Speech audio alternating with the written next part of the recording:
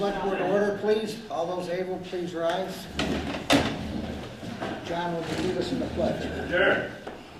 I pledge allegiance to the flag of the United States of America and to the republic for which it stands, one nation, under God, indivisible, with liberty and justice for all.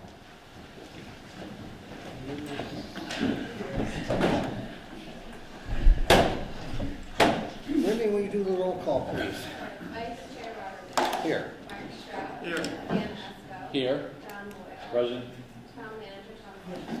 Here. And excused for the Okay. Public to address the board. This is the time when the public may address the board on any item listed on the meeting agenda or any issue or matter of the town. If you intend on addressing the board at this time, we ask you to do the following.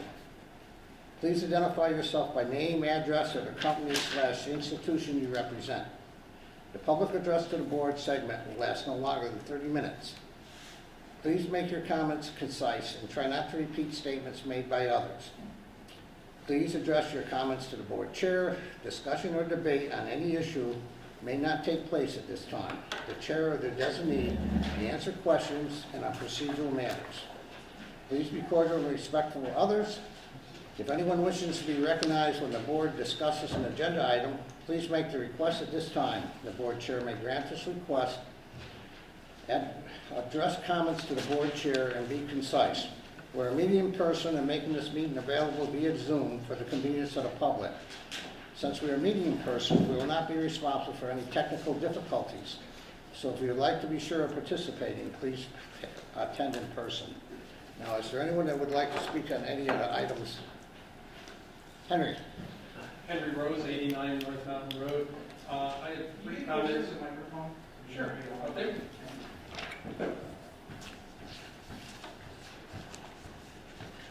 Address this way? Or am I addressing the chair? Anyway you want, buddy.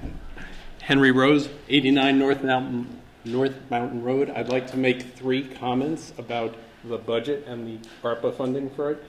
For starters, I'm understanding that there's not going to be money to help repair Gulf Road, which is our exit route out of town if there is a disaster, and I'd like to ask why there's nothing being done to try to maintain Gulf Road.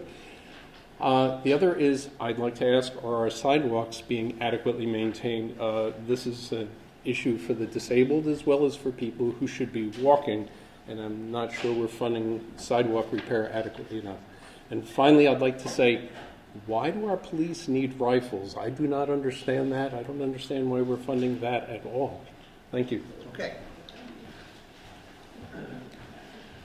Anyone else? Deb?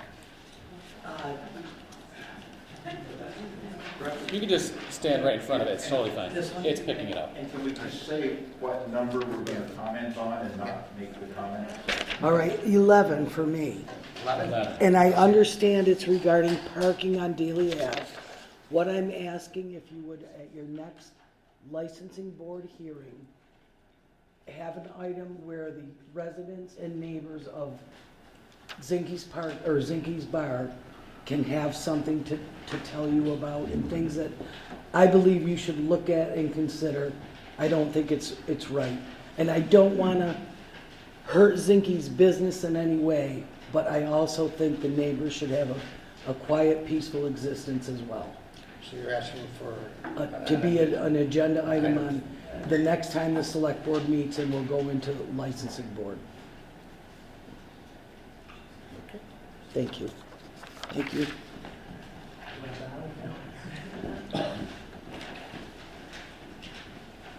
Anyone else? Mr. Chairman, I ask that we move to, Wait a minute, legal. Leo?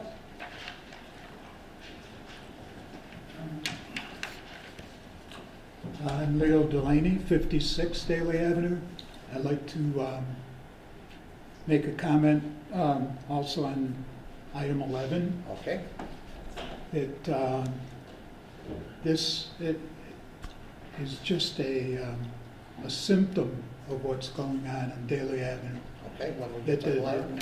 That has to be addressed, and that we have to address the parking with signs. That's just a symptom that's being taken care of right now by the Traffic Commission. But, Okay. thank you. Okay, Mark, did you? Mr. Chairman, I ask that we move to item number 11 without objection. Does anybody in the board disagree? No, no objection. Okay, so we'll go to item 11, the Traffic Commission recommendation regarding parking on Daly Avenue. Mr. Hutchinson. Yes, did you all get the letter? Yes. Yep, got it on my phone. This was, as a Sent today, result- right? I'm sorry? Sent today? Yes. Oh, they are in there. Yeah. It's down because it was number 11. Got it. They rolled it There up. it is. I don't know, on letterhead. Yes, this was Here it is. Nope, that's not. sent by the chair of the Traffic Commission after a meeting at which they discussed the issue of parking near Simpson's Pub. And the gist of it is the motion was made and seconded and approved to recommend to the select board that no parking signs be installed on the east side of Daly Avenue from approximately 40 Daly to 48 Daly, depending on site distance, for the beginning of the parking on the north end. The vote was 3-2 in favor of the letter, with the rationale that it will relieve congestion at the corner and allow for traffic in both directions to flow without being impeded. The problem being the sight line on the corner, Yeah, it's pretty dangerous right there on the curve. Mr. Chairman, I make a recommendation, we accept and approve the Traffic Commission's recommendation for no parking on Daly Ave from 40 to 48. For a second? I'll second. Okay, motion's been made and seconded. Is there any further discussion on it?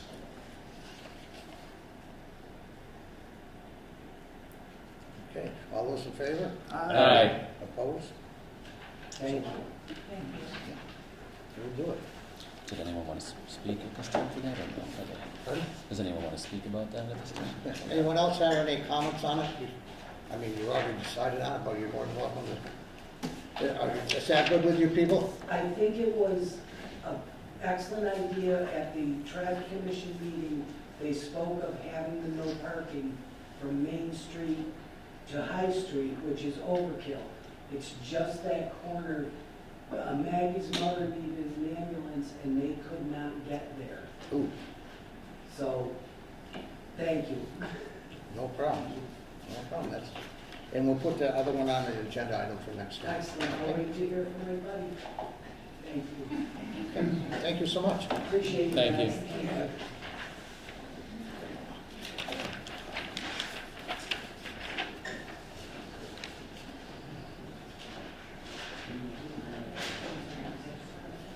Okay. We'll go back to item 5, Dan Esco to the Southern Town Advisory Board for the Central Berkshire Regional School District, effective March 28th, 2023 to June 30th, 2023. Mr. Hutchinson. Yes, at the end of the last select board meeting, I could see Dan's arm being vigorously twisted. No, in fact, he willingly volunteered to take on the responsibility as a member of the Southern Town Advisory Commission. And we're very grateful that we have somebody to step into that position, having just lost Joe Giver as our representative. Okay, great. Is there a I motion? make a motion, we appoint Dan Esco to the Southern Town Advisory Board for the Central Berkshire Regional School District effective March 28, 2023 through June 30th, 2023. Second. Okay, a motion's been made and seconded. Is there any further comments or discussion? All those in favor? Aye. Opposed? Dan, thanks for stepping up. Congratulations. Appreciate it. No problem.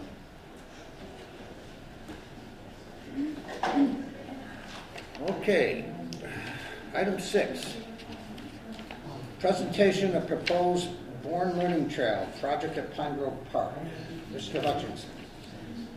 Yes, we have with us someone from the project, the CRSD subgroup responsible for the Born Learning Trail idea, and I believe we have a presentation for that as well. Sorry. On That's okay, no the worries. big screen. Do you want me to come up here? Yeah, please, come on up. Oh, if you want to bring a chair, that's fine too.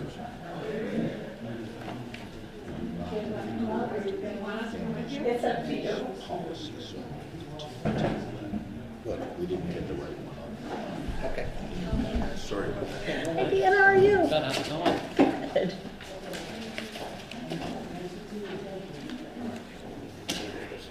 Okay.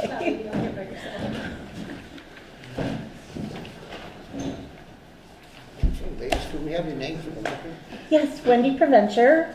I actually reside in Pittsfield, but I grew up in Dalton. Yes, So. you did. You can run, but you can't hide. That's right. But I work in Central Berkshire Regional School District. I'm Victoria Blyer. I reside in Beckett. And Lori Becker, and I'm in Dalton.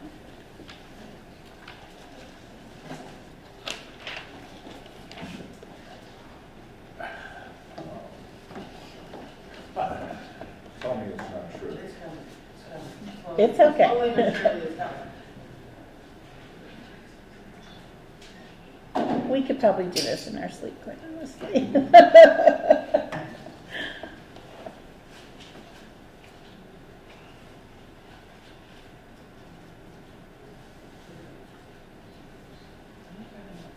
Yeah.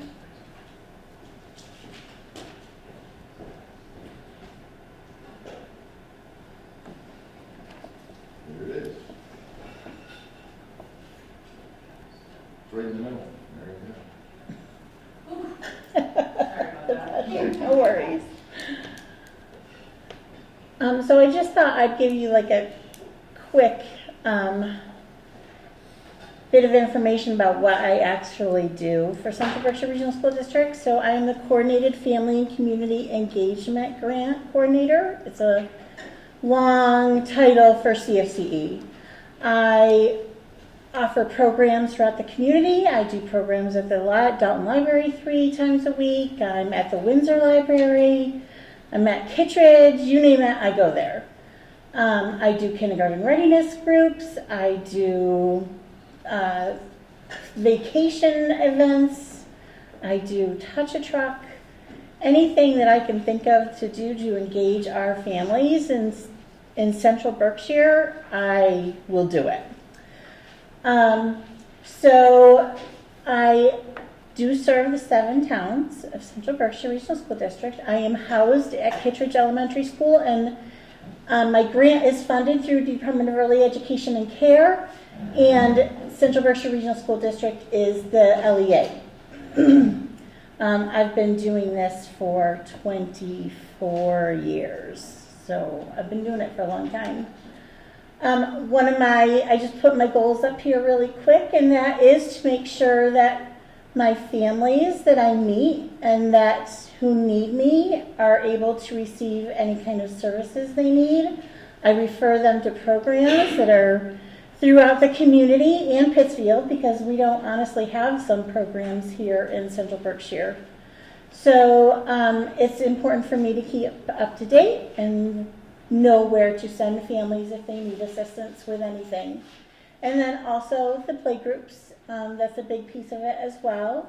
STEAM, story time, you name it.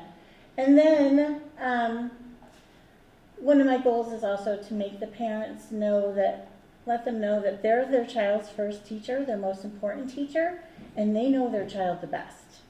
And it's important for me to give them all the information that they need, as well as any kind of knowledge that I can give them along the way. Speaking of that, so these are just a few pictures. The bottom corner is a story walk we did at the CRA during COVID. Up above is one of the kindergarten readiness activities. He's matching numbers to locks which is great fun motor. We did a petting zoo at the Touch-A-Truck. One of my favorite little kiddos who did, it's just encouraging. It's just words to give them to be strong and independent. That's an engineering program on the other corner, mad science. We did a reptile program during the last school vacation. And then the one on top is yoga. So we are proposing to do a Born to Learn trail. And this came up with me being offered to do, for me to get some of my parents involved and have family leaders.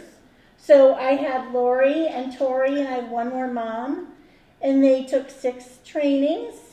And then we set this proposal to them for the second half of the year, and we were actually able to receive it. There wasn't very much funding for it. It was just exciting activity for us to do as a community, and it's really, I feel like it's a really important activity. So go ahead. 90% of brain growth happens before kindergarten. So our goal is always to reach these kids. This was just our project and what we were proposing to do and kind of our timeline.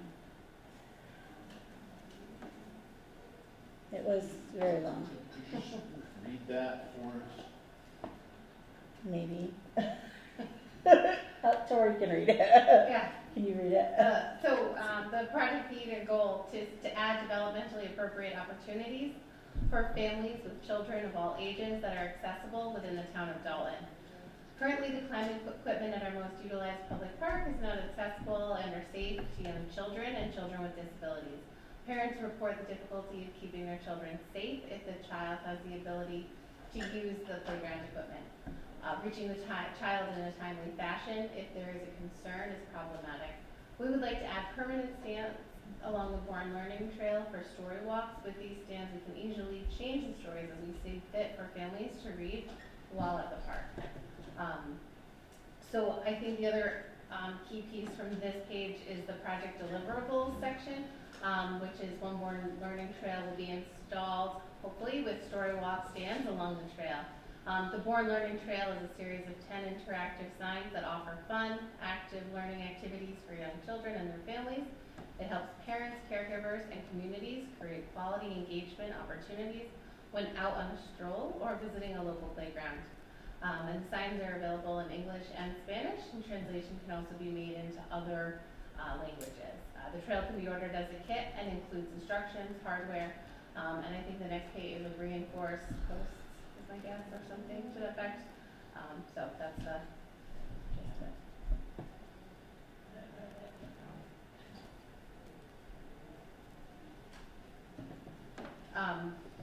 Yeah, I mean, it goes on there, just full color metal signs, building materials and muscle can be locally sourced. Installation days are great volunteer events.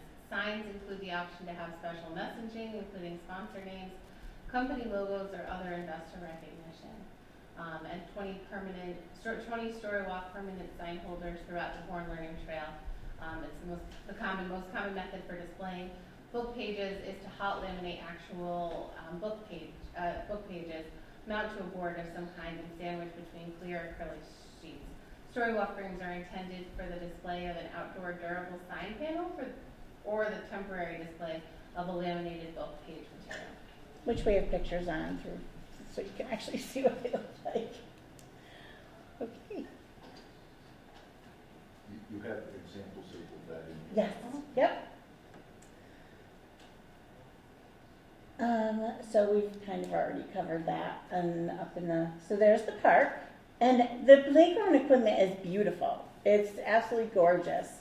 I was just hearing from some of my parents of the littler kids that it was too big. So, and then if the kids were able to get up on it, the parents were unable to get up to them if they got scared or something happened to them.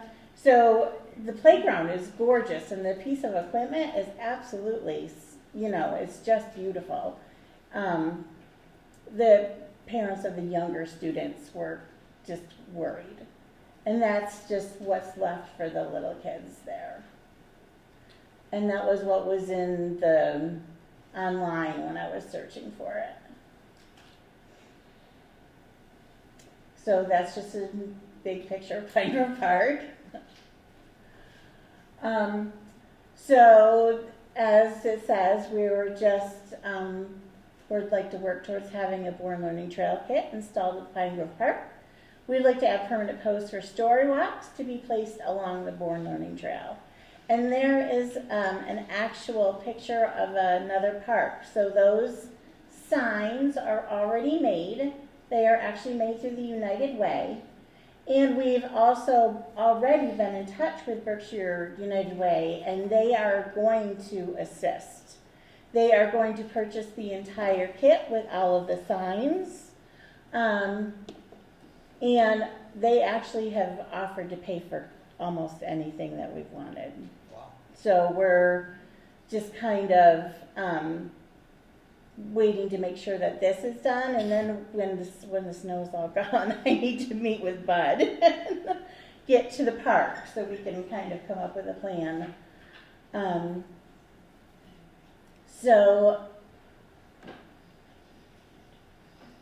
Yeah. My glasses. So, this talks about the sponsorship, that it's an innovative public engagement campaign that helps parents, caregivers, and communities create quality early learning opportunities for young children.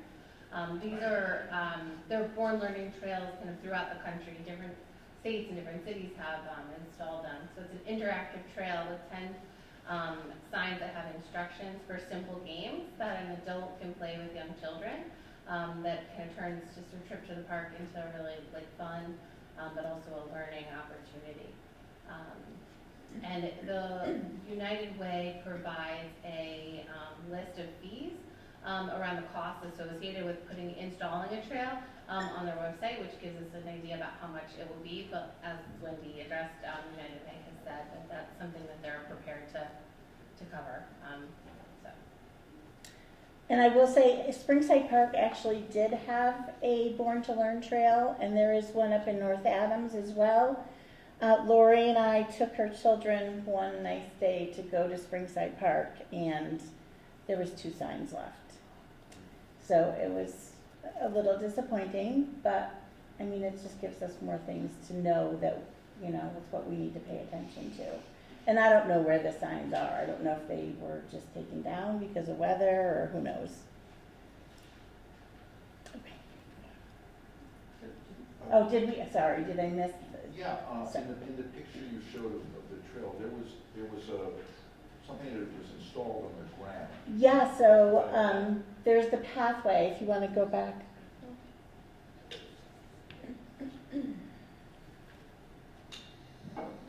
So the pathway, and then that's like a hopscotch thing that they painted on there. They have different activities.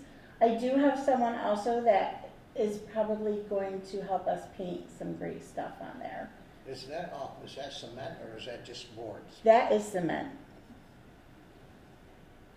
And the grant pays for the installation of that? The cement, I'm not sure. That's why we'd gone to Mr. Hall first, because we were hoping that we could either figure out if we needed to fundraise for it, or if it was something that he could help us with.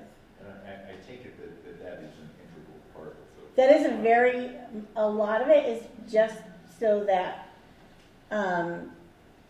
people have access, all people have access to it. Approximately how long is this trail? It's really however long we want it. We were hoping to That do looks it. pretty long. Yeah, it doesn't need to be that long. Yeah, it does look very long. We were hoping to do it from the pavilion over to the park. Right, over just to the playground. Okay. That was really just our goal as far as that, I and think it then, would serve 2 purposes too. Going from the pavilion, any wheelchairs or anything. That'd be help, a big help, yeah. yes. Accessibility wise, that's why we really needed the concrete path or however, I don't know, whatever we decided to do. And we needed to know how far, which is why we have to meet with Mr. Hall at the park so we can actually figure out how much of everything we needed. So if we needed to fundraise for it, or, you know, if we need to come up with the funds, we need to be able to know how much. Any questions? Bud, do you have any comments since you're here? I've been chatting with Wendy for a while about it, so I have a little bit of money in the park fund, so I kind of made a rough guide from getting over the park, the 120 feet, 125 feet, figure it out, and I kind of figured it would be an issue for us to figure out how to Okay, take so care of it or get some compensation. everything's good on your end? Yeah, I'm happy. We need a path with it, like, it's kind of pavilions in the Yeah, middle of it, it's so. like Mark said, it'd be great for wheelchairs and stuff. I was gonna continue it over to the road too, so Yeah. someone's able to get out. And strollers. Yeah, strollers. Strollers too, yeah. Yep, same thing, Yeah. exactly, just dirt Okay. and grass. I mean, just literacy wise, getting kids out and doing gross motor things, hopping, jumping, following directions, being engaged with their parents. There's no bad thing about this. The hardest part is just getting it installed. Getting it installed. So we have a couple different thoughts for our story walk. So this is one that we could just potentially make. One of the other moms that's assisting me, Nina Kingsley, her husband could actually make these, and we've also been told that LP Adams could probably make them too. And it's perfectly fine. They do make them that are like this, where they're metal, and you just slide the storybook in, and we change the story out. And we would change the story out on any of the story walks that we did. So that is something that I've gotten the Dalton Library included on. So they had a very nice donation from a family, and they're going to help us do story walks, because story walks are very expensive to make. I spend about $500 per story walk. So we would be able to switch them out on a regular basis. I have tons of them already, and then the Pittsfield Library has them as well, other CFCEs. So story walks are not a problem. The question is whether we want to try and raise the money, or if somewhat United Way would be able to help us install these fancier story walk posts, which are actually metal. We know that everything's probably going to have to be cemented in so that it doesn't get pulled out. We are also well aware that we need to pay attention and go check on everything with the CRA as we met with them first. And they did say that vandalism can be a little bit of an issue. So we're very aware of these, and we're ready to help out with whatever we need to do. I have lots of parents who are more than willing to help out with whatever we need. So I guess let me ask you, what are you looking for us? Just your approval. Support. At this I don't moment, think just it's really much just of your a- approval. There won't be an issue, like Mr. Bishop said, and I'm sure the other two agree.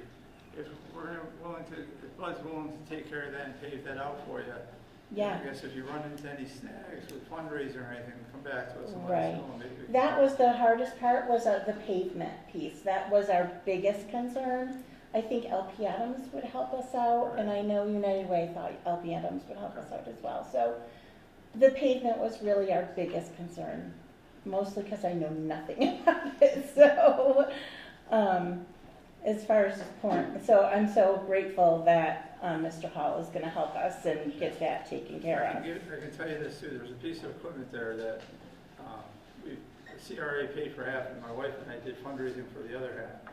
The community really stepped up. And that's the thing, we know this community well, and I know that everybody would really step up if we really wanted to, put in the fancy story walks if we need to or whatever. Dalton So. Benefit Association is another Yes, one to reach out to. exactly. So, Lions Club. I'll make a motion to approve this. Yeah.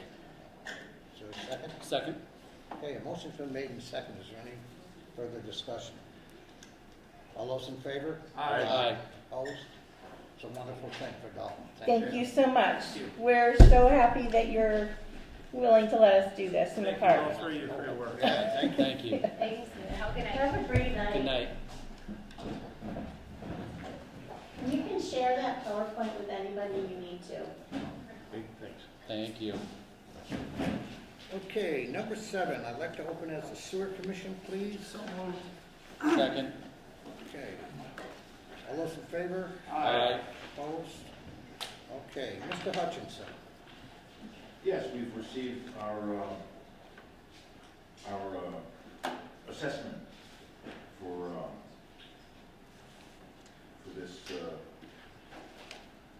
this schedule with sewer fees, and I think this is just the spring bill. This is Hinsdale's bill, right? Yeah. Yeah. Tom, this is the bill for the last calendar year. Is that what we're getting at here? And we're going to vote or whatever to pass on Hinsdale's portion, which is approximately 10% of ours. Yes, sorry, yes, this is that bill, sorry. Yeah, we just got it in. Did our assessment go up by a lot or down by a lot? It went up, not as much as it did last year, I think, but it did go up substantially.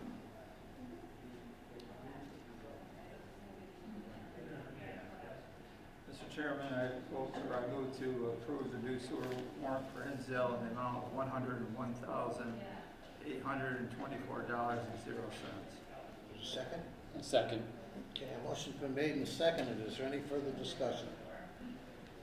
All those in favor? Aye. Opposed? Oh, you said that? Yeah. Good, Jack. Yeah, he got it. He said that. Okay, I'll pass this around. We need to sign this. Motion to close as a sewer commission. Yeah, is there a second? Yep, second. All those in favor? Aye. Opposed? Okay. Thank you.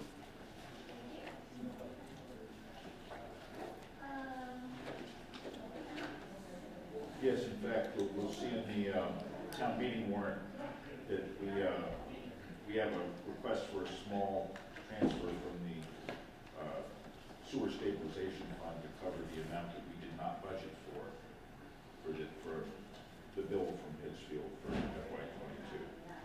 So it did go up more than we expected. Okay. All right. But we won't be going back and adjudicating the rates. Well, they've also asked for updated intermunicipal agreement. Okay. What, you mean the city of Pittsfield? Yeah. All right, let's go to item 8, please. The ARPA and capital request. We'll start off with the report from the ARPA committee. John, do you want to do that, or Tom, whoever? Oh, I'm not sure. We just adjourned the meeting minutes ago. Is that what you're talking about in regard to that? Yep. Well, Yeah, there was the items that we voted to fund through our. I gotta get my ARPA folder. Yeah. Mr. Chairman, there was a discrepancy in the figures. Well, I think, yeah, we can just do the final result. Okay, Tom, why don't you tell, you got the figures, I don't have them in front of me. Yeah, okay. The committee voted to recommend to the select board to spend on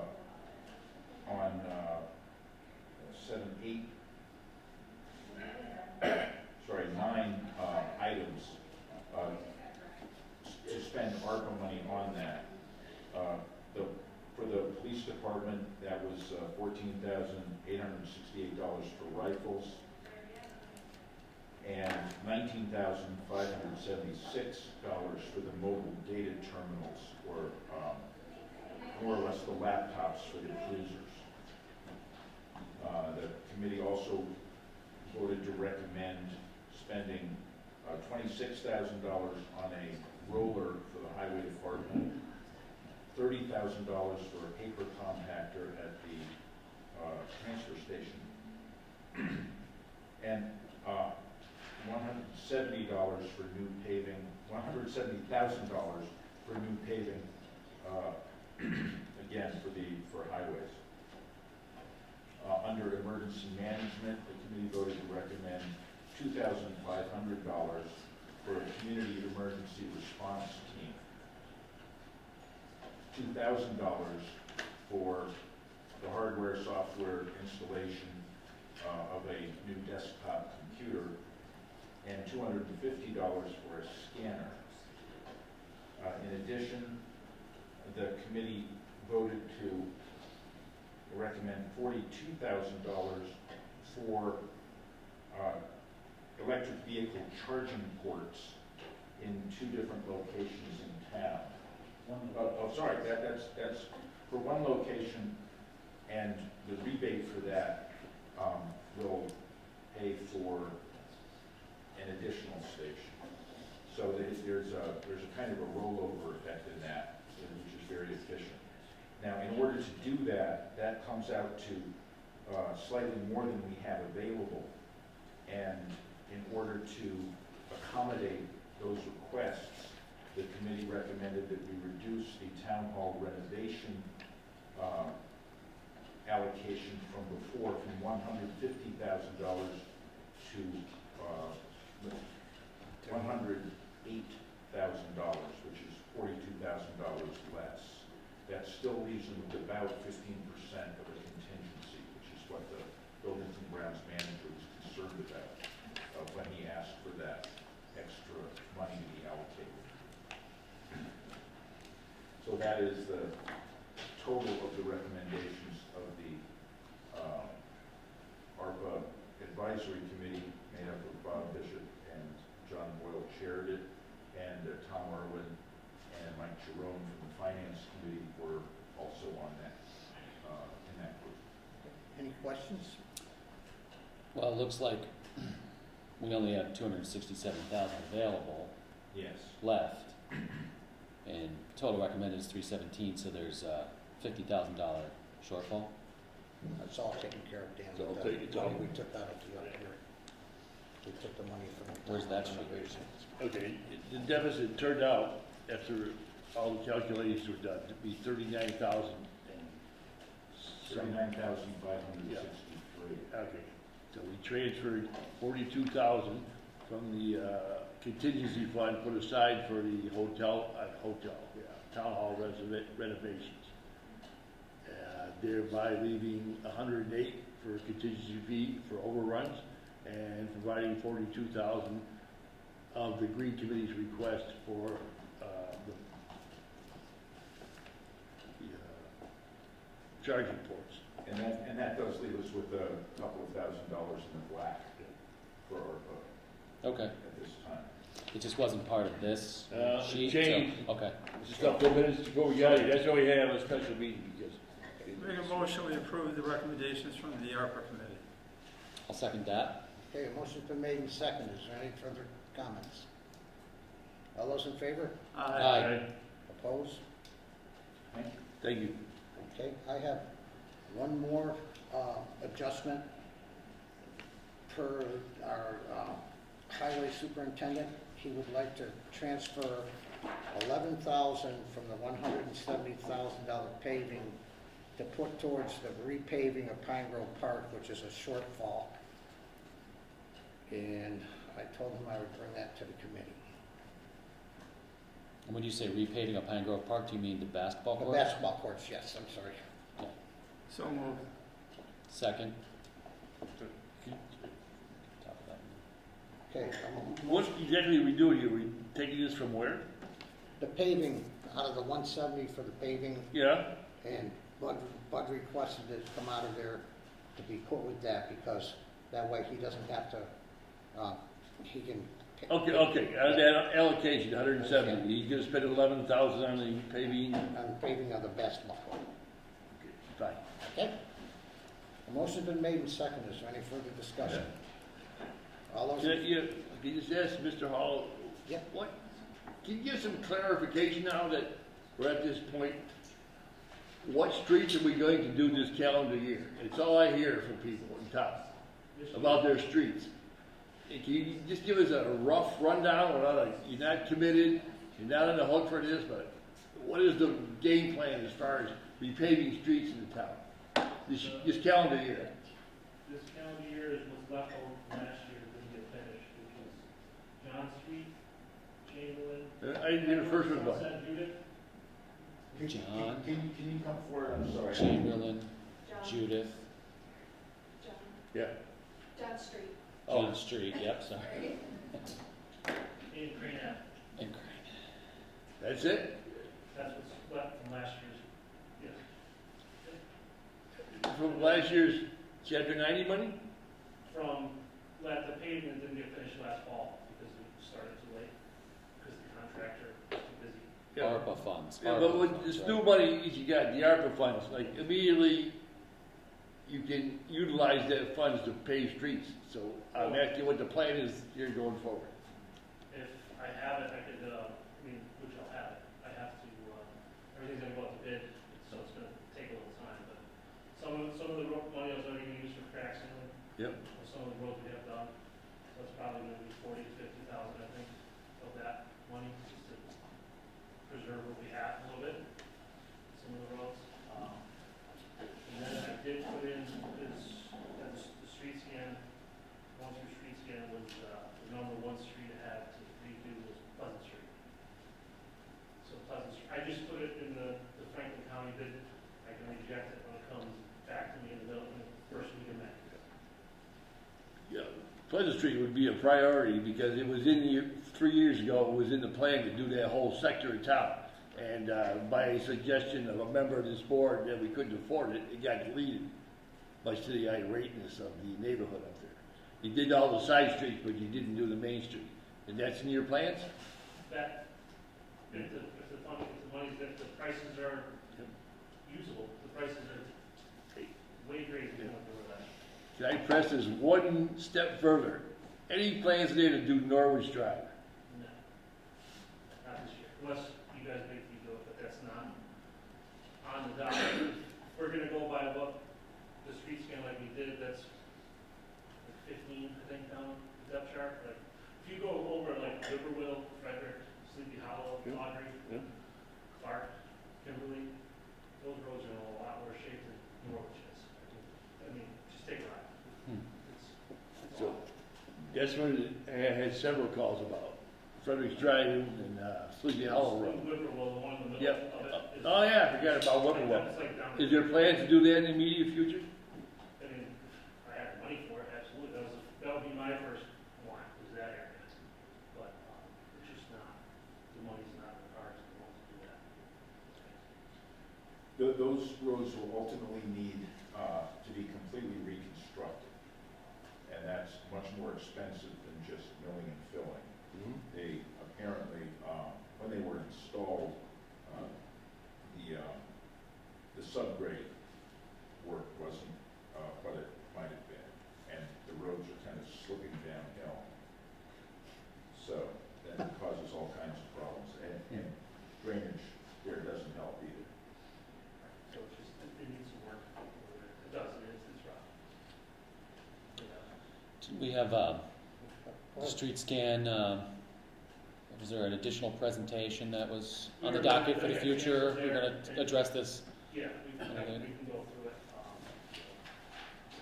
Never been doing budget stuff, so I'll have to. Yeah, We'll yeah. free time here. Okay. I'm so busy, we can do that. Yeah, that would be great. Okay, guys, we have a motion on the floor. I think it was It's been already. seconded? Oh, Yeah, we already voted on it. All right, We didn't vote on it We yet. didn't vote on it. All those in favor? Aye. Opposed? Okay.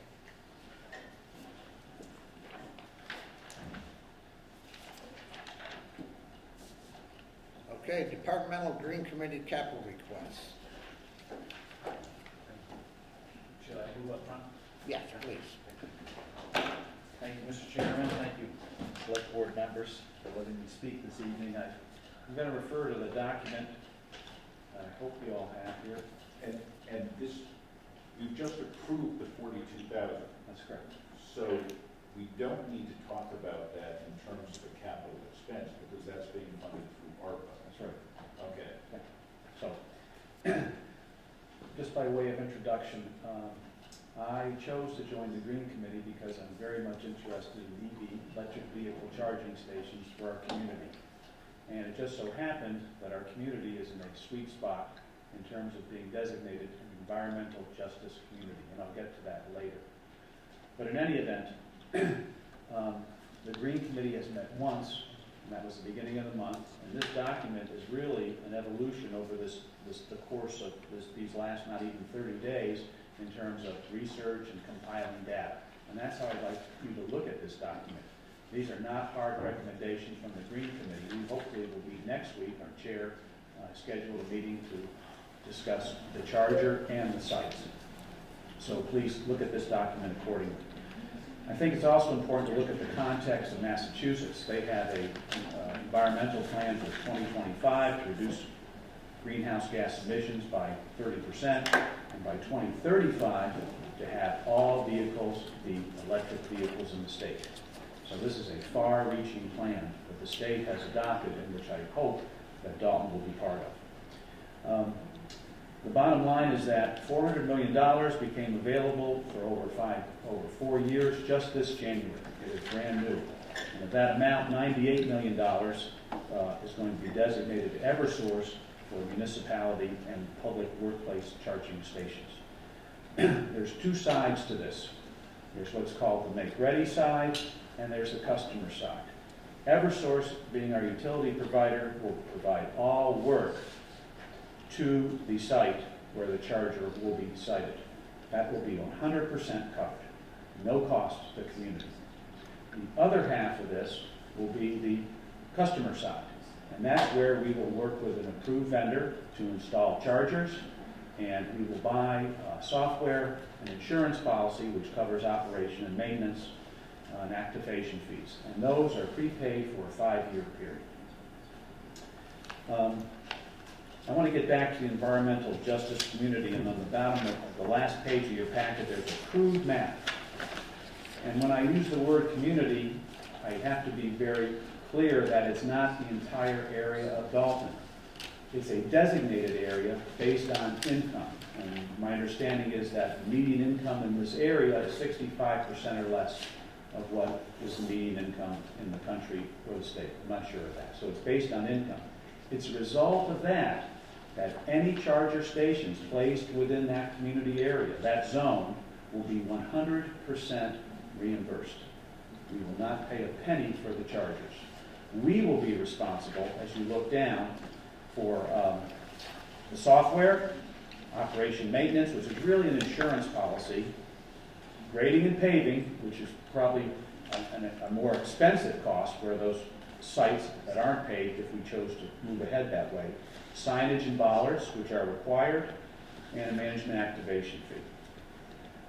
During these last 30 days, I've met with a representative from Universal Electric, an approved vendor, who was recommended to me by the Eversource point person. He's come out and visited the sites. He's been out here twice. He's communicated with me and kept me abreast of the latest developments. He's a good person in my mind, and he will assist us if we so choose to move forward with the application. ARPA, he provide assistance in applying. I've also spoken with Central Berkshire Regional School District. They have 3 chargers there that are charge point, which our committee will decide upon, and they have had no issues other than one. The technician came out and resolved it. There's a billing issue which he made clear in terms of they wanted to bill Dalton and not CBRSD, so he hasn't paid that bill. So that was the only issue he spoke to. Other than that, the chargers are there.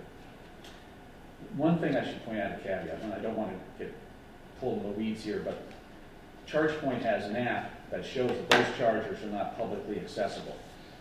And Central Berkshire says they are, and that has to be resolved. So I thought initially that we had those chargers in our community, but right now they're not publicly accessible, not by ChargePoint or not by their app. In any event, I've also spoken to the CRA. They've gone to their board. They're going to go to the trustees. They have several questions.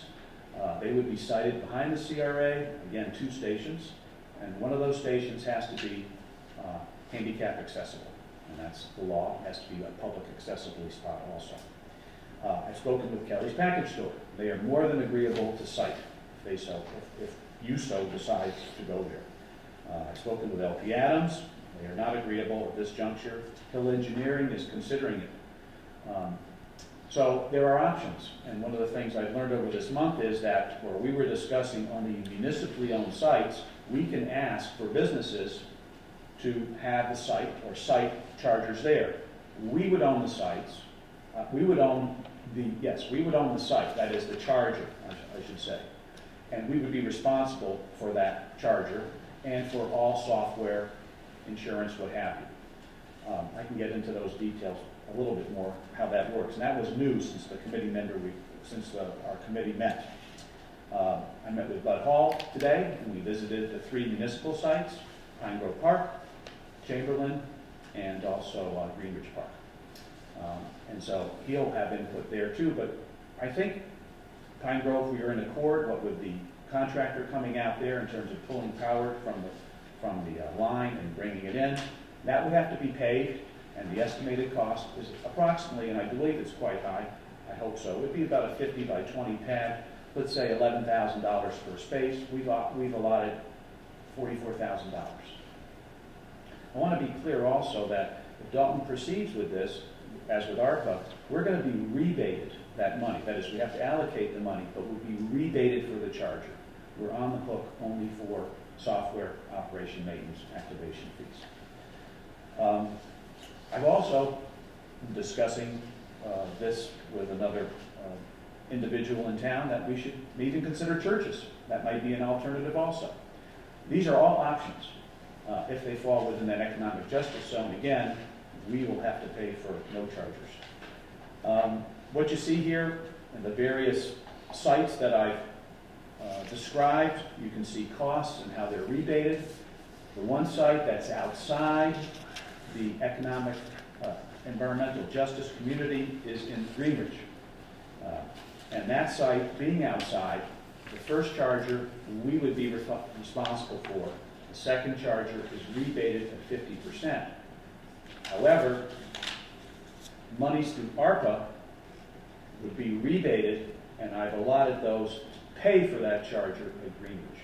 So the bottom line at Greenridge would be really, what if I said, $7,000 plus for 2 chargers and 4 ports. Each charger has 4 ports. So if you look at the document, it makes good sense. There's monies to be appropriated, and then there's rebates, and then there's a net cost. And you can choose as you see fit. And again, there's no recommendation by this Green Committee, but ARPA, of course, has provided us for 2 chargers, and where that'll be sited, that is yet to be determined. I'll be honest, we didn't know about CRA, but I would hope that CRA would be at the top of the list. However, I want to point out that just today we received a letter from a Dalton person and asking about charging stations, and I think I forwarded that letter to the committee.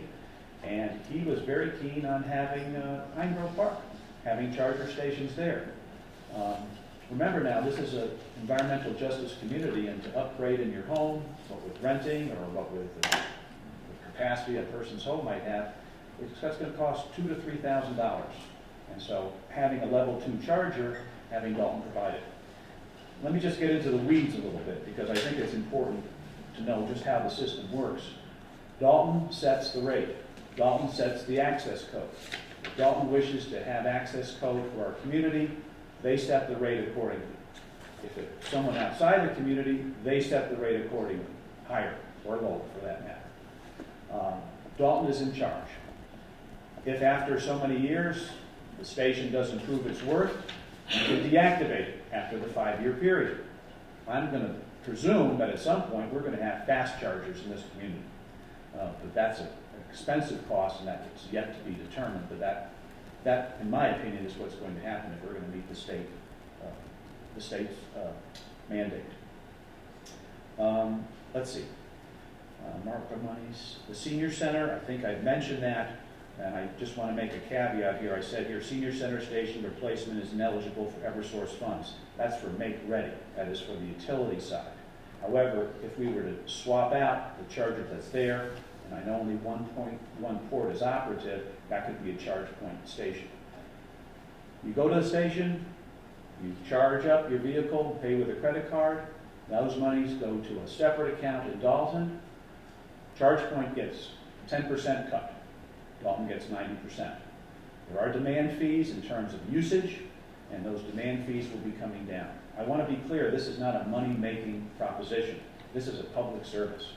And it would be a public service, I would hope, that would benefit our community first and foremost.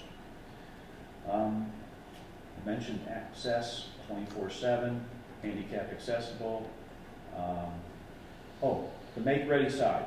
When these are sited, although there's 2 stations, the capacity will be for a total of 5 stations.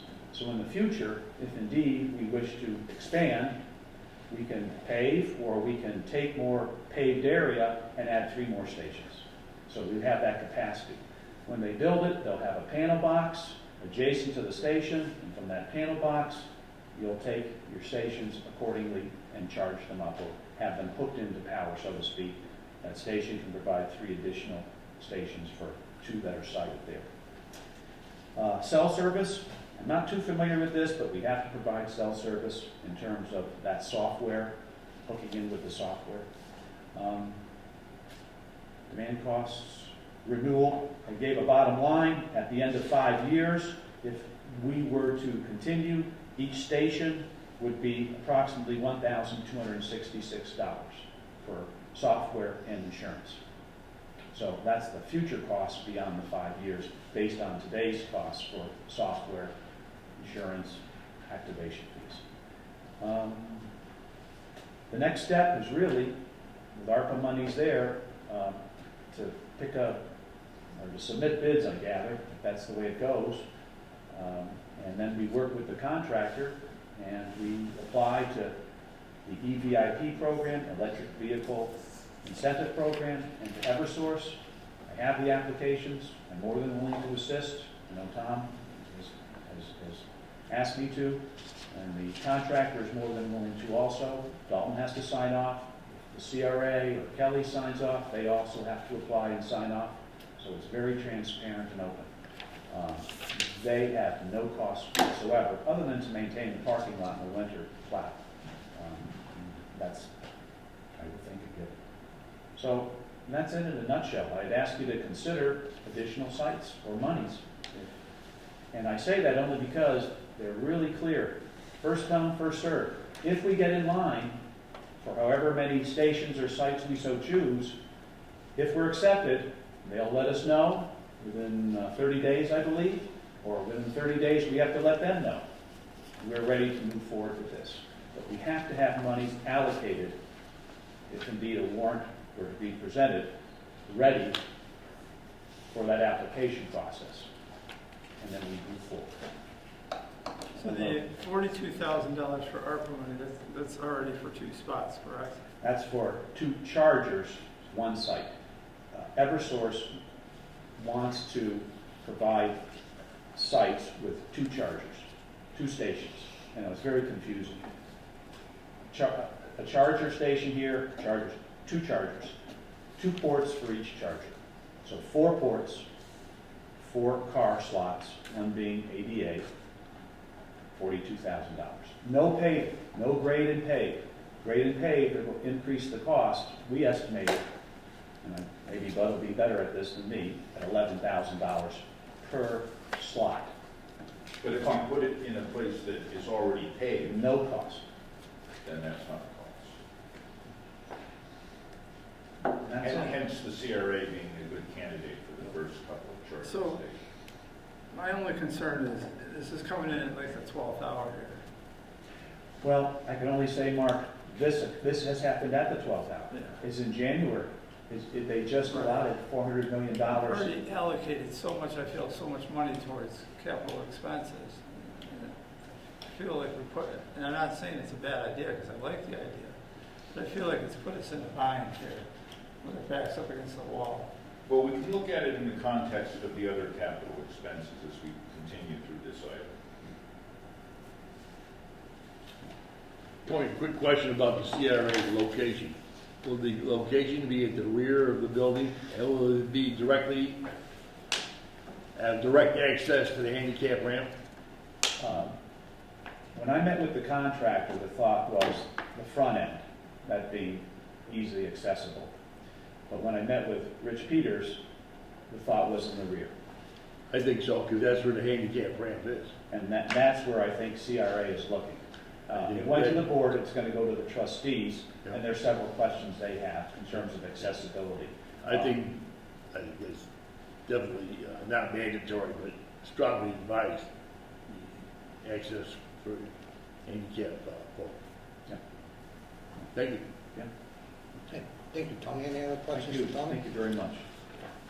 At some point, I'd like the Green Committee to come in here and talk about the green justice, what do you call it? Environmental Justice Community. Yeah, Yeah. I'd like them to come in and talk about that, so we know what the requirements are, Educate us. what the recommendations are, such a thing. Well, it's really I think it's really a federal designation, Mark. That is, this area of Dalton is based upon income. In terms of West Housatonic, down Main Street, jump across the High Street, go through the Gulf, come back down to the underpass on South Street, come back up to West Housatonic, and then go out to Route 8. That whole area of Dalton, based on income, is an environmental justice community. And because of that, we're assured of 100% rebate for the chargers. It's that simple. Based on income. What is the environmental justice? That's what I don't understand. Well, there are people, because of their income, they are considered,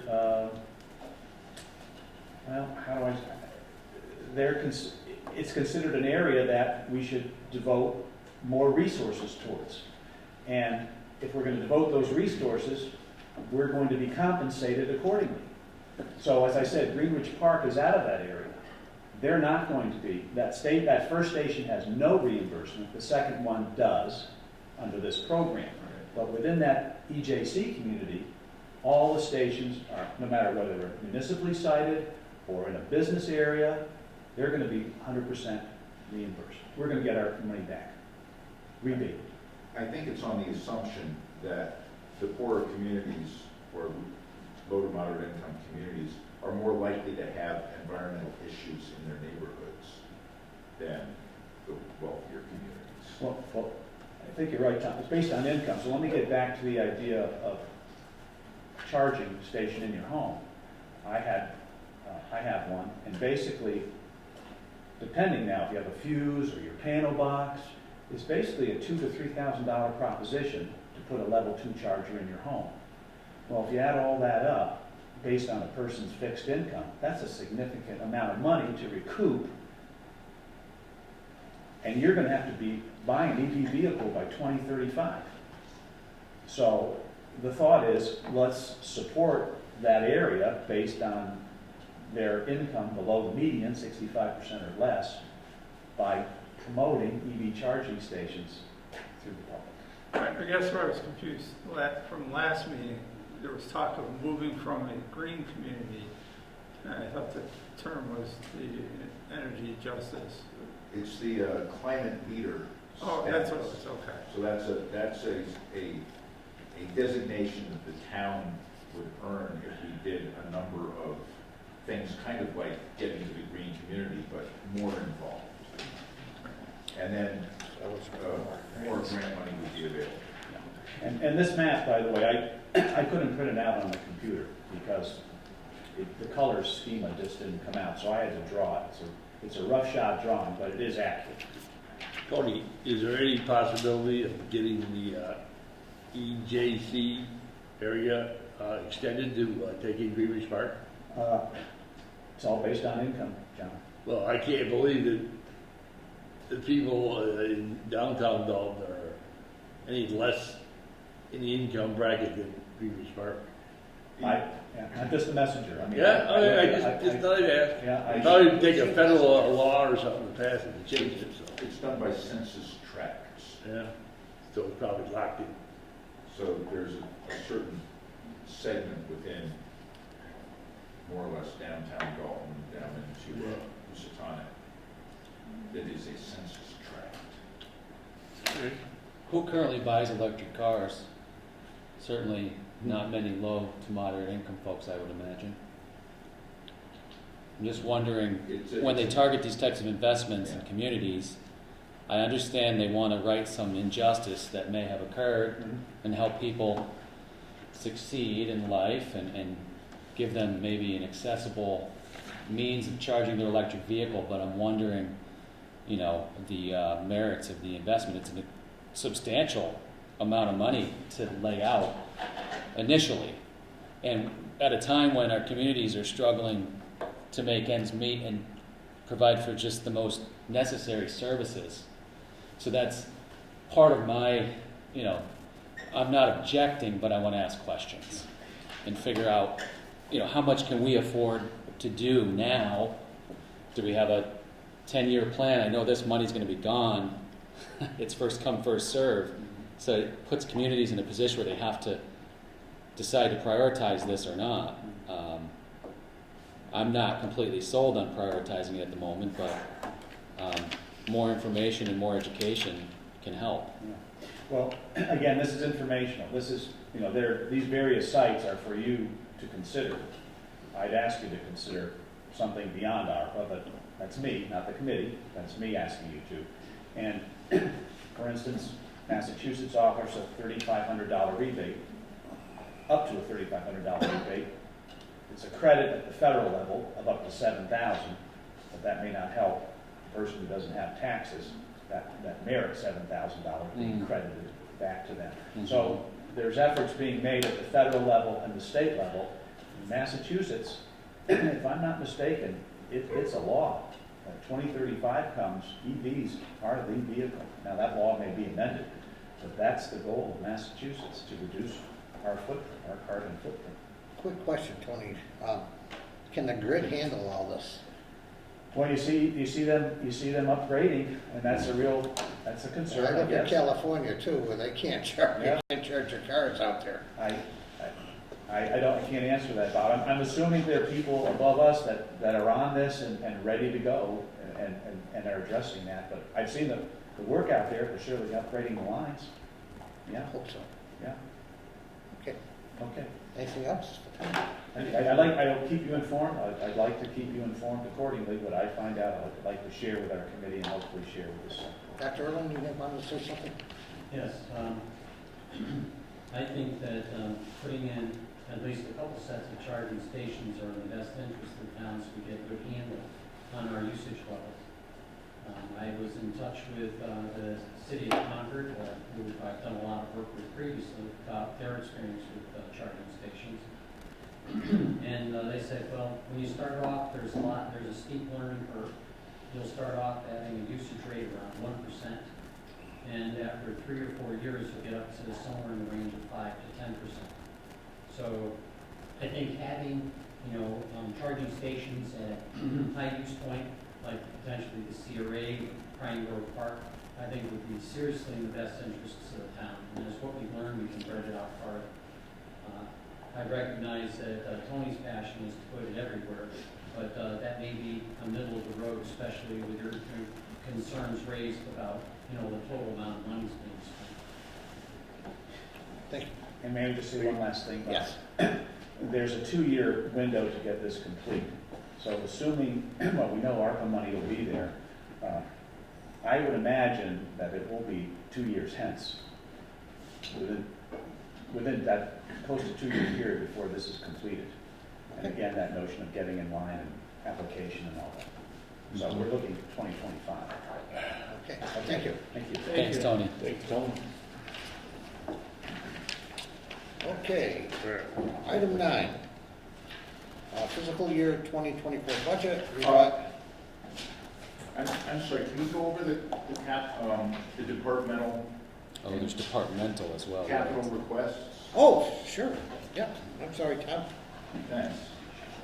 And I should have included this chart. This also includes ARPA information on it, but the longer column down here is capital requests. Okay. Had to do them together because we had to sort out which ones were gonna be capital and which were gonna be ARPA. Okay. So that's the thing under discussion.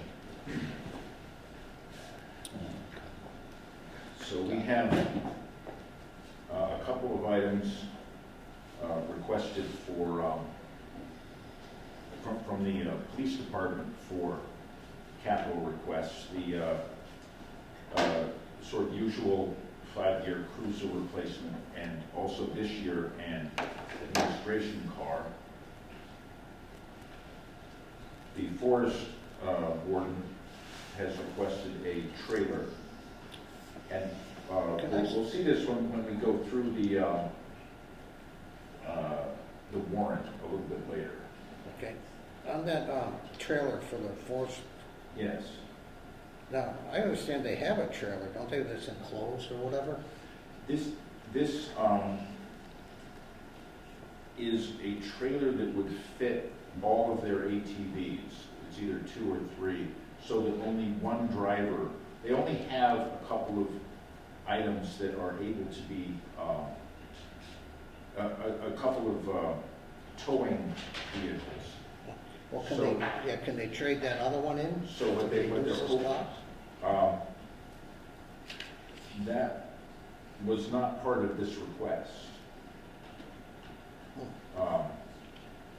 I don't know what the plan is for that.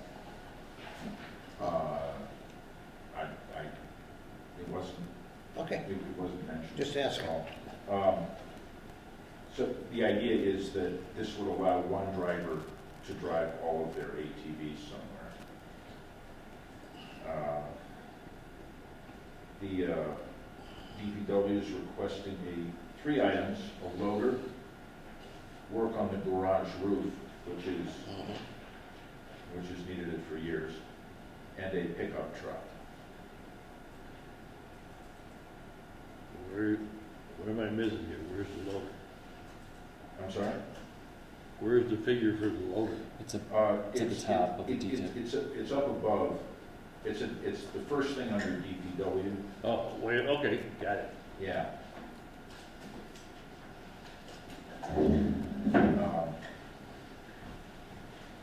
And for the garage roof, I'm suggesting that we take that money from capital stabilization, and you'll see the kind of strategy in a minute. Most of the other things I'm proposing coming from free cash. The emergency management has requested a defibrillator for a shelter. The select board proposed web redesign, and you recall we were asked to look at space needs and look at what the town actually needs and whether we need to renovate or build or lease additional space. That's what that would pay for. Now, a new item is the FY22 sewer bill supplement. This we were hoping to come from sewer stabilization, not free cash. And that's the result of the recent bill we just got from Pittsfield, which is over what we thought was a conservative estimate for FY22. So it did go up substantially. And then, of course, the usual vote to reduce the tax rate, $200,000 for that, also from free cash. The Green Committee has requested their roadmap, which is a plan to get us to the climate leader status and meet the state's goal of decarbonization. This goes back to what I was saying. I'd like a presentation on that. Instead of, we've heard it mentioned last time briefly. I think Tom might be able to speak to it. What's the specific question? I'm sorry. For the roadmap. Okay. The climate change roadmap? Yes. And could you be a little bit more specific on what you'd like to know? How about, I know nothing, sir. Yeah, I don't know. Nothing. And I don't even know if this is the appropriate time, because No. I believe we need a presentation on it. Yeah, absolutely. Instead I of just, totally agree, but my thought is to give you, 30-second thumbnail. That's all I want to share.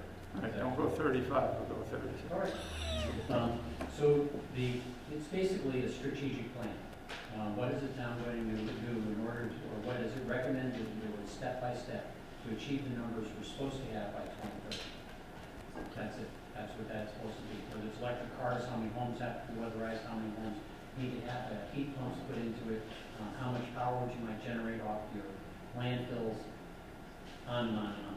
And it would at least give you a prioritized list of things to worry about. And from a group of people that do that, only do that for a living. Thank you. And I'll mention that the cost is an estimate based on the cost to the town of Concord of $120,000 for their roadmap plan. This is a conservative estimate, and we would hope to come in under that cost. I have a quote from the company that did the work for Concord, and they can give us the 2030 numbers, or they can give us the 2030 strategic plan for exactly $60,000. Exactly. 60,000. Oh, okay. Covers the entire cost. Well, when we go out to bid, we might get a better deal. We'll see. And then also the Green Committee would like to, in cooperation with the stationery factory, put on a climate fair. That's $7,500. And they requested in $10,000 for sidewalk repair, unless that was the ADA committee. I'm not exactly sure how that came out, but Joint recommendation of the ADA and the Green Committee. okay. And but is amenable to that. His limiting factor is more crew time than the amount of money that's available at this point. And we do have some money left in borrowing for that. And then So, one other comment. Yeah. So it costs approximately $500 to just do 1 square of sidewalk. So if it costs $500 for 1 square, $10,000 looking at 20 squares. And that's, there's a lot that needs to be addressed in the town, and I'm sure that everybody on their street has at least 5 squares that could be squared, that could be improved. So unfortunately, although 10,000 would be a lot to pull out of any of our pockets, collectively, $10,000 only adds up to 20 squares, which is not that much.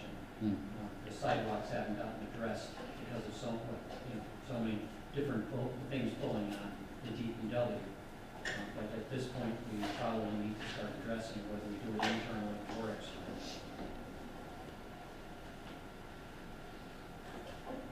Okay. yeah, so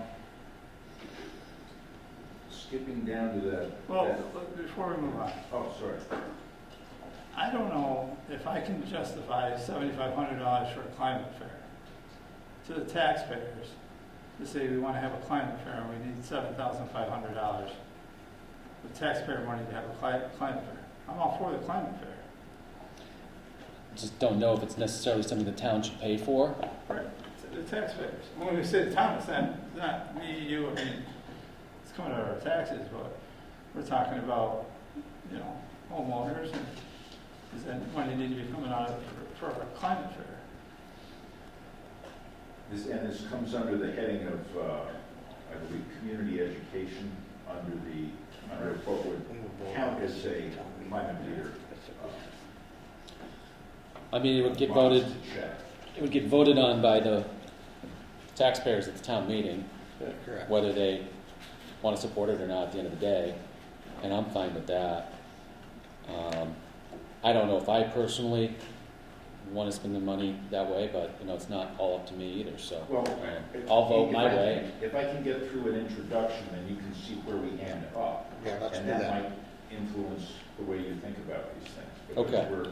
We're spending a lot of money here. I know that there's a lot of money that has been proposed as part of our budget process to spend. So the third line from the bottom is the revised total, which is $1.3 million in spending. And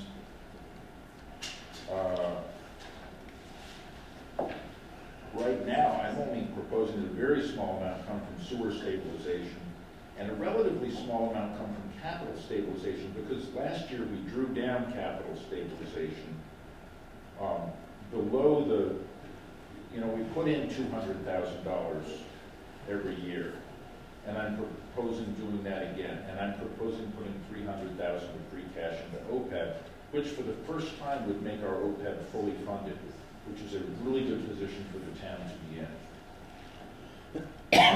So that's $500,000 out of free cash right there. So if you add to that the capital and the other money articles, we're up to 1.3 million. A conservative estimate of free cash is 1.15 million. We should not spend all of our free cash. We need some available throughout the year in case something comes up that we can vote free cash to, such as town hall renovation or some other immediate repair, or we also have stabilization funds that we can draw on for those expenses. But we do like to keep some free cash available and be able to roll it over to the next year, which is one of the reasons that we're going to have free cash this year. So that would require us to use $159,000 from capital stabilization if we accepted all of these articles. So we would be paying a little bit more into capital stabilization than we took out. We'd be spending almost all of our free cash. We can do it, but that's the situation we are. We're kind of at our maximum recommended spending, I would put it here. It's the most we would want to spend. So that was the thought I wanted to leave you with as you discuss the various particular items. We can do it, but it's the absolute maximum that I would ever recommend spending.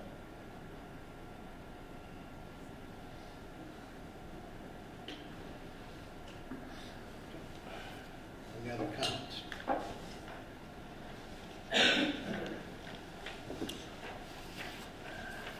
Has the Finance Committee reviewed this adjusted capital chart? No, they'll be looking at it Wednesday. Okay. I'd be interested to hear what they say. And when's our next meeting? 2 weeks from now? 2 weeks from now. It's April 10. 16? 10. Oh, 10. 10, sorry, right. Okay. Good. 10. Oh, right.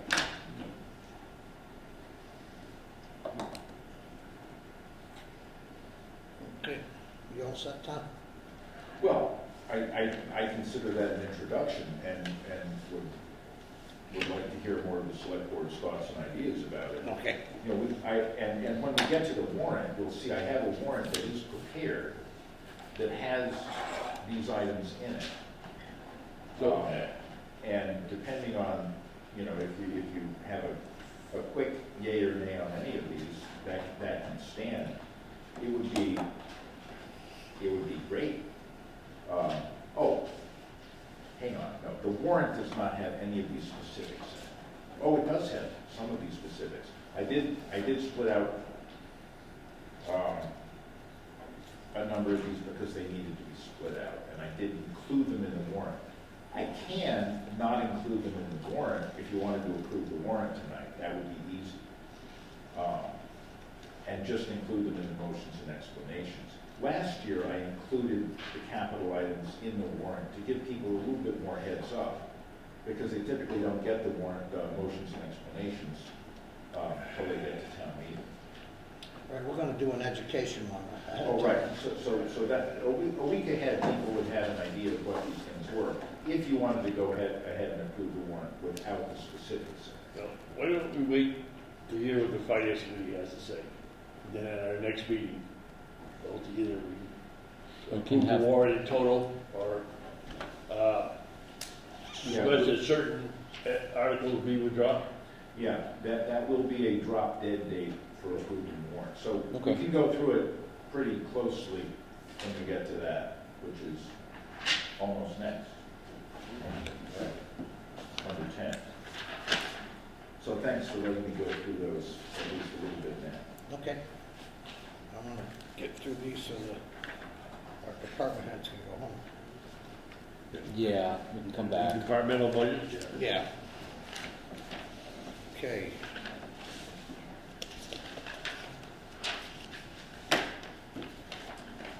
Okay. First one that we have is revised budget sheets for 296 tree warden.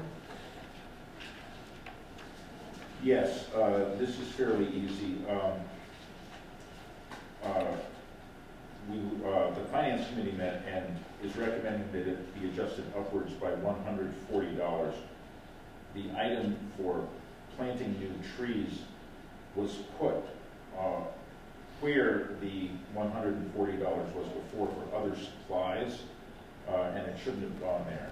So it took out that $140 for other supplies, so we're proposing making that planting of new trees a new expense line.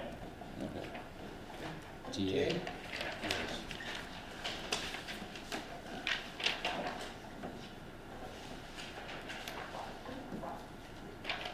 Department 449, sewer treatment.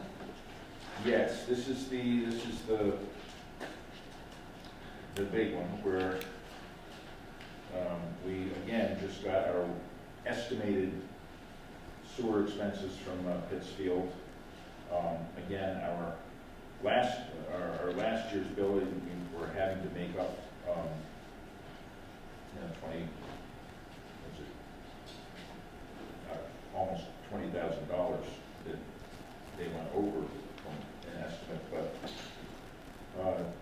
you can see that the budget, the bottom line is that the budget's going up from just about 1.2 million to 1.33 million.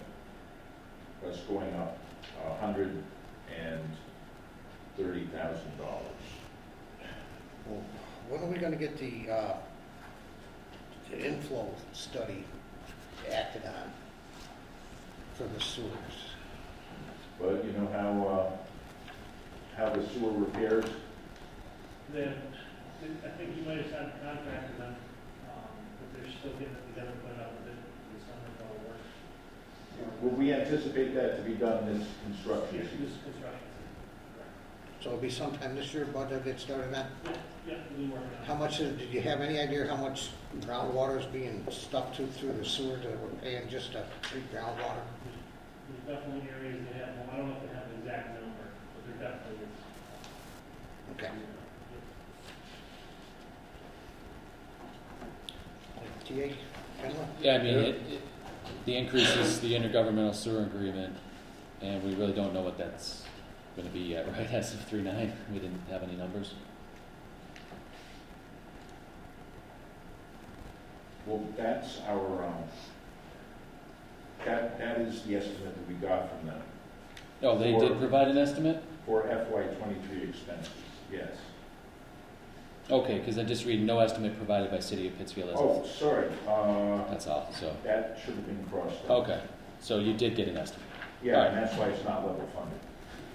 Yeah, That's correct, it's why not it level goes- funded anymore. Yeah, right, sorry, I just didn't, I was wondering why that was there, okay. didn't believe that, sorry. That's all right, Okay. okay, thank you. Everybody good with it? Yeah, TA? TA. Okay. And, did you, I think you did look at the proposed green committee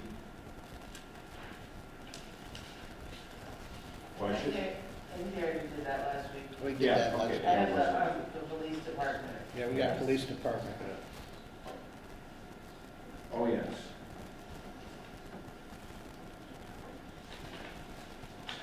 The police department had some money taken away from it, which was some of their IT connectivity expense, and that was put into the new telecommunications budget. So the change is minus $7,200.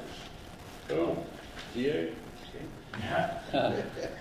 We're not gonna argue with that. Funny.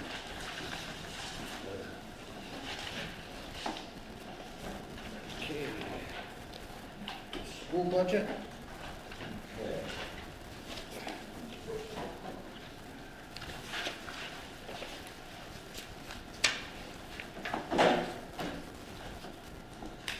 I think that does complete the outstanding items. Are we gonna discuss this, or recommend the school district budget?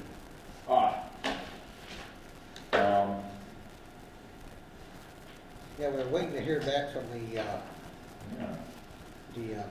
finance committee, if they have any questions on it. Yeah, and they, I think they're planning to vote on it Wednesday. That's correct. Yeah. So the issue with that is, they're gonna meet on it on Wednesday. We have one more meeting, and that's the drop dead last meeting, correct? Yeah. On the 10th, yeah. That's, to me, it's unacceptable. It's always a challenge. Well, we had it in front of us. Oh, yeah. So we had it in front of us. We were told they were gonna meet within a couple days of the last meeting. I don't see, if the finance committee decided anything other than what was in the budget, they would have to come up with where to take the money from. They would have to prepare an alternate motion that made sense. And what I see much more likely. They did that last year, and it really caused a lot of confusion. at Yeah, I that think, time. yeah, it was 2 years ago, I think. Yeah. They come up with their own budget, yes. Yeah. It was before I was here. Yeah. Maybe 3 years ago, well, 3 years Yeah. is me. Yeah, It would have been. yeah, they come up with their own separate budget as opposed to the one that we approved. Right. It caused a great deal of, Dissension. yes. Yeah, I don't anticipate that happening. I anticipate much more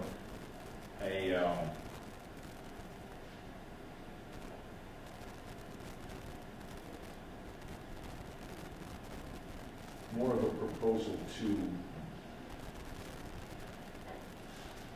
over the next year, work to ensure that the levels that are being proposed are reasonable. This particular budget is reasonable. One of the reasons it's reasonable is because they have extra money to spend. So I think the question is, once that extra money goes away, especially the money they got from the pandemic, their ESSER money, once that goes away, will that level of spending stay? And the town will be responsible for it. So it's not really so much a problem with this budget. It's what happens to next year's budget when the extra funding goes away. So I don't anticipate a change from the finance committee, more of a strategy session on how to deal with the coming year. And that was Joe's objection, is this sustainable beyond this year when these other sources of funds are not available? Right. So, One, we are expecting a relatively large increase in Chapter 78, and I doubt anywhere in the future it will be any less than that. well, we passed a new law last November, the millionaire's tax, that's supposed to help with this spending. Well, I'm just saying. Yeah, but, yes, that's possible. And But I don't think the legislature will ever, they might not fund it anymore, or such a large percent, I think it's 10% this time, but they're certainly not gonna cut it. That's the Chapter 7. Yeah, Chapter 7. Okay. I mean, I don't have any problem with the budget as is, and particularly Dalton's share or percentage increase is about, what, 2%, give or take. Yeah. Wouldn't these Yeah. And deliberations, that's reasonable to me as a taxpayer and as Yeah. a member of the select board, I but don't see any, necessarily any changes coming to this year's budget. The problem is, what do they do next year with what they funded this year? okay, well, we'll have to face that we next have to year. face it next year. I really don't know what else to say. I mean, they're not going to start cutting the budget this year for that. Well, the select board could always approve it tonight, and then if the finance committee does something extraordinary Wednesday, you can take it up again. Well, here's my issue. It was put off till the last meeting under the understanding they were gonna meet. We're at the next meeting, We have no information. It's on the agenda that says Central Berkshire Regional School District. They, We have nothing. they talked about it and did not make specific recommendations. They will be they will be taking a vote on Wednesday. I think you're right, Todd. I mean, Yeah. originally their position, and most notably the chairman's, was that he wanted to get the overall rate increase under 2.5. That was his big thing, 2.5. They should be held responsible to the same mandates as the town government, right? Well, now it's down to 1.4. And I don't see any reason under the sun why we shouldn't recommend this in a positive manner. I agree. Okay, I put that in the form of a motion. This board recommending, accepting and recommending to the town meeting the current Central Berkshire Regional budget as submitted. Is there a second? I'll second that. Okay, a motion's been made and seconded. Further discussion? All those in favor? Aye. Okay. Thank you. Yeah, thank you. Thank you. And also, I don't know what the finance committee is up to. I mean, they have their own way of doing things. But we are exercising leadership here. We are taking a position that we think this is best for the community.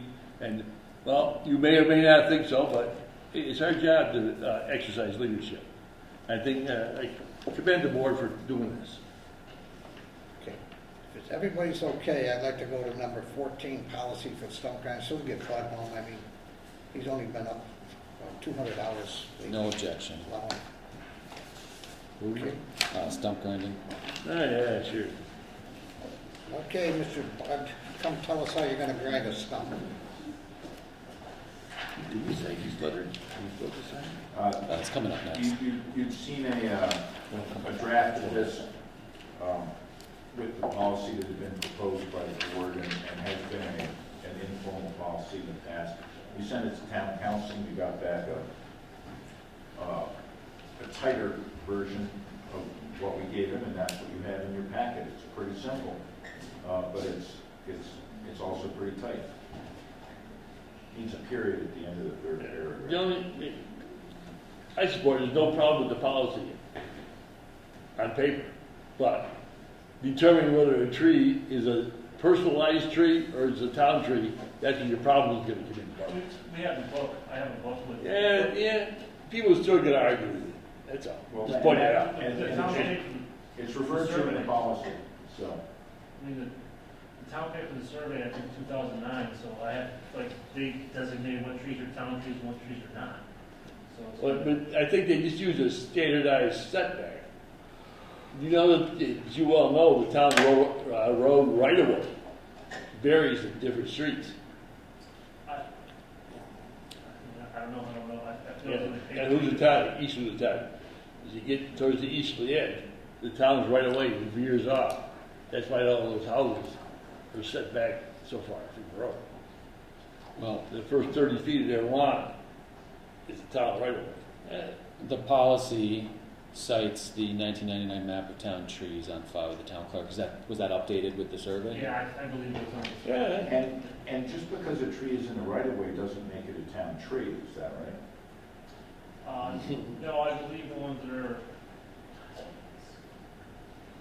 Exactly now, I'll be honest. I believe what's in the book. I mean, they had a tree company come and they went through the whole town and did the whole inventory with the town trees, so we know which ones are which. And that's kind of like the Bible, I guess you would say, that we go by, which is what was before my time and before the last tree warden time as well. We can go by that book. I'm sure there's probably some questions here and there, but there always is. So it could be that unless the town planted a tree since that, Right, yes, if the town planted. it wouldn't be a town tree. But if the town planted the tree, it would be a town tree. Yeah, I mean, yeah, I guess that would be correct. Anyway, this policy sounds great, but I support it. I don't know. Okay, motion, Motion to accept the policy for stump grinding. second. Second. Motion's been made and seconded. Is there any further discussion? All those in favor? Aye. Opposed? Okay. Thanks, Bud. Thank you. Thank you for everything you're doing.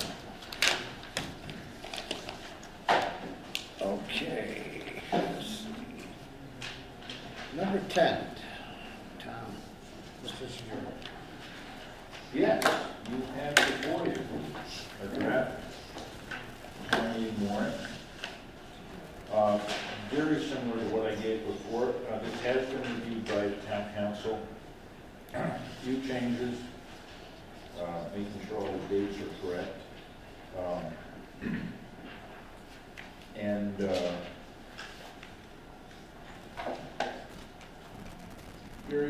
a little wordsmithing on some of them, no substantial changes at all. And so this is what I would propose to go forward. Again, I think it's useful to be transparent and put in a capital article the actual item that we're proposing. That said, if there's an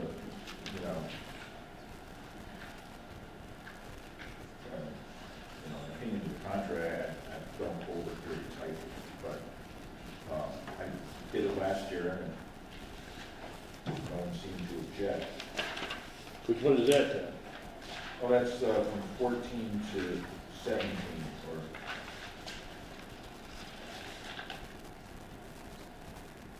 or through 19, actually. There are things that are listed. You know, 1, 2, 3, 4, okay.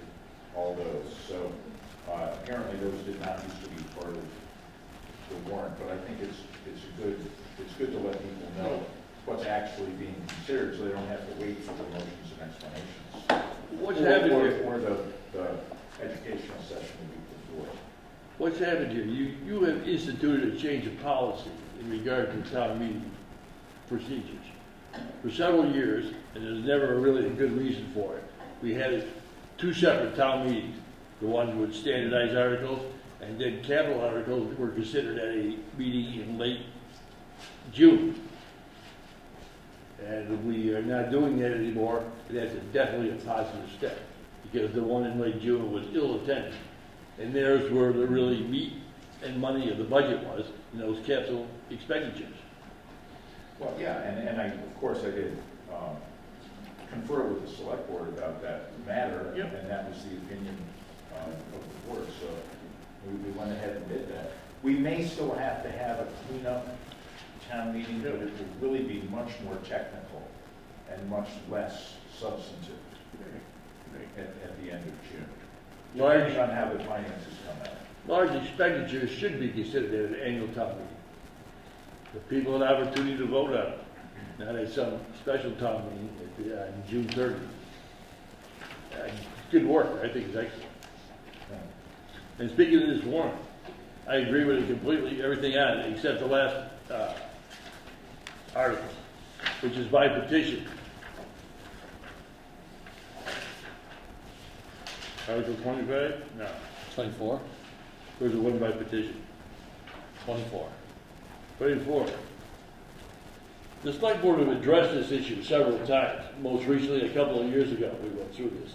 And for a multitude of good reasons. I'm not going to... Can you explain what the article is? Oh, the article is is by petition now to move the any elections from the community house to the senior center. And this board decided, and has decided several times unanimously, to support our having the elections at the CRA.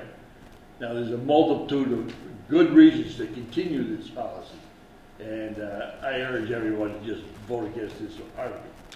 Hey, John, I just want to clarify something on that, too. At the last meeting, it was brought up by a private petition by a member of the ADA committee. Mm-hmm. They never brought this up or discussed this or brought this forward. It was a private citizen who happens to be a member of the ADA committee. So I just want to make sure we're clear on that. It wasn't the ADA committee that brought this forward. Yeah. It was just a member of the ADA committee. So I plan to oppose it. I don't know what the board will do. All right. if it'll even recommend, well, it's by petition, I don't know if we have any say to recommend it, because we can't delete it. The select board can, and some select boards do, recommend or not recommend spending on all of the warrant, or not even the spending, but recommend or not recommend all of the warrant articles. And that's something that I would be happy to insert, select board recommendation, and put a vote after it. Well, We should take that up next time and actually step up and say what we support, what we don't support. Likewise, you could take those votes and simply report them at the town meeting. Right. That would be less, there wouldn't be an indication in the warrant, but the select board could speak and report a recommendation or a vote of no recommendation at town meeting. Mr. Chairman, I think Mr. Irwin would like to say something. Yes, Dr. Just a question, please, on Article 19, in that there's been ARP monies delegated for designated for the electric vehicle chargers. Is that item 3 under Article 19 still going to be in place? That would come off now because of the vote of the committee. Good pickup. Okay, let's move on. So we're not taking any action on this tonight? We've got the next meeting? We're gonna have to. Mm-hmm. Well, good work, Tom. It's coming together. We'll be able to take a vote on this next time, I suppose. Yeah, that would be great, because we need to get it out to the printer. That's pretty much the drop dead date for getting it to the printer, so they have enough time to print it by the time we assemble it with the town report and get it distributed to everybody 2 weeks before town meeting. I think, is it 2 weeks before the town meeting, or 1 week? We try for 2 weeks, because the educational session is the week before.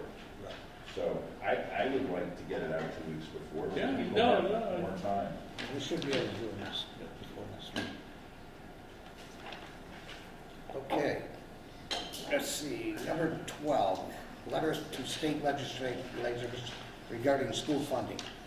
This is something the board requested me to do and to try to get the finance committee to sign on to, so I've prepared a letter and we'll take it to them Wednesday night. Do we have to sign it? Yeah. You got one right here, John. Okay. All right, motion to accept? So moved. Is there a second? The motion's been made and seconded. Is there any further discussion? All those in favor? Aye. Opposed? Okay. Just one small suggestion, Todd. I think we talked to send it to our respective yes. legislation. I will Also copy. send it to the governor. I will copy everyone on this, absolutely. Good Okay. letter, by the way. Number 13, a motion to table. So moved. So, We need more information. Yeah, you have the wrong, sorry, we got rid of the wrong document. There's one that's been reviewed by town council and approved and improved. In tabling, you only need a movement, Yeah. a motion. Okay, let's see, town manager update. So soon. Due to the planned state and federal ending the pandemic state of, or end to the pandemic state of emergency on May 11th, I'm going to propose on an upcoming agenda that the select board end the town state of emergency as the same date. I and others interviewed 2 candidates for the position of town planner on Wednesday. Based on those interviews, we decided to offer the position to Yanko Tomasic, and I'm very pleased to say that he has accepted. We plan for him to start in early July, as he would not have been able to start till the end of May and had pre-existing plans for 2 weeks in June. As per the email in your packet, you will soon be asked to consider another 3-year contract with Colonial Power. I am in touch with other towns in the aggregation, and we will be meeting tomorrow to look at expected prices. and on April 11th to renew the contract. I will bring what is termed the indicative pricing or expected pricing to the board on Monday, April 10th. And assuming the board wants to continue with the aggregation plan, we'll ask for the authority to accept the actual offer the following day. It's a quick turnaround on a matter of hours between the time we get the actual price and when we sign on. I attended the Massachusetts Municipal Association's legislative breakfast on Friday in Adams, where MMA staff updated those present on the state budget and proposed state legislation. Staff from Senator Marks and Representative Barrett's office were there, and attendees were able to articulate the needs of the region well for all to hear. I attended the Fuss and O'Neill's 25% design meeting with DOT last Tuesday regarding Division Road. There were about a dozen Mass DOT staff members on the call, and aside from a few minor tweaks, everything went well. We received only one bid for street sweeping, which was quite high, so the DPW superintendent and I decided to reject the bid. We can reject any and all bids, redo the scope of work, and put out a new request for quotes. As you heard earlier, the town's FY22 bill from Pittsfield for FY22 sewer came in and was $19,522 over budget. And as you know, staff has requested an article in the town meeting warrant to fund this from the sewer stabilization fund. And that's my report since last Monday. Okay, thank you. Any questions for Tom? Yeah, just a quick question, Tom. I realize how busy you are with the budget season, but are we making any progress on the barn property disposal? There are, I don't know where the communication with the state stands. I'm not really prepared to say that we have made progress since the last meeting on that. So, no, but it's certainly on my mind. Okay, future agenda items. We should put Zinke's, you got that, Melissa? Okay. I have one also. I'd like for us as the town to start thinking about working with the school district and getting the school resource officer back in the schools. And I think that maybe not the next meeting, because I know we got a lot going on, but not too far off. I'll put that on you, Jeff. Sure. Do you want junior high as well as McCona? I have a plan for it. Let's just put it out there for a On the- school resource officer. Get it on the agenda. Get on the agenda, and I have my ideas for it. Okay. Like I said, it doesn't have to be the next meeting, but it will be. Late April? Sure. Yeah, it's important, especially after today. Anything else? Okay, items not anticipated 48 hours before the meeting. Any? Remarks of the select board. Any?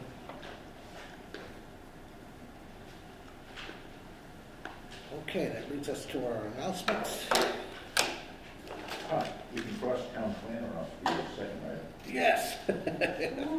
Oh, and, yeah, we're good. Does that mean we now have a town plan? Yes. Okay, the annual card permits, bag stickers, and recycle-only card permits are available for purchase at the transfer station and on the town's website. The town of Dalton currently has the following job opportunities: a highway mechanic and buildings and grounds assistants. If interested, please visit the town's website or call the town's manager's office for more information. There are numerous committees and boards with vacancies. Please see the town website for more information or reach out to the town manager's office. The Dalton Police Department would like to remind citizens of Dalton that the winter parking ban, which went into effect on November 15th, 2022, will remain in effect through April 15th, 2023. There is no parking on the streets between 1 a.m. and 6 a.m.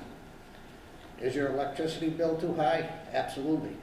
The town has contracted with Colonial Power to provide an electrical plan for town residents that takes advantage of joining with other communities to have a customer base for negotiations, which resulted in prices significantly lower than the other current Eversource prices. Please note, this may not always be the case. For more detail or to opt out or opt in, visit the town's website or call the town's manager's office. Dalton Housing Authority is seeking volunteers to fill 2 vacancy seats on its board. Must be a resident of Dalton. Please call 413-684-1470 for more information. The next meeting is scheduled to take place on April 10th, 2023 at 7 p.m. at the Senior Center with an option for remote participation. Mr. Chairman, I move we go to executive session to discuss strategy with respect to collective bargaining unit, the Dalton Police Officers Union, and to conduct strategy with respect to litigation. If an open meeting may have a detrimental effect on the bargaining or litigating position of the public body. Second. That. We're not going. I would like a full board for that, if I could interject, because there's reasons you'll see. So when we have that, so I'd like to table that to move it to next meeting. Well, we can vote no on that motion. Okay, yeah, the motion's been made. And seconded. And Yeah. seconded. Okay? That be roll call on that one? Or no? Yes. it's a But roll call you vote. say that again, you just asked to not adjourn to executive session. Right, to table it. Okay. So, roll call vote, Mark, Yes. to go to executive session? Okay. Okay, Dan? No. I'm sorry. Yeah. No. John?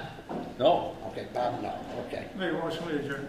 So, Ah, Second. second. Oh, Oh, so we, yeah, move to adjourn. okay, all in favor? all in favor? Aye. Sorry, I should have said that.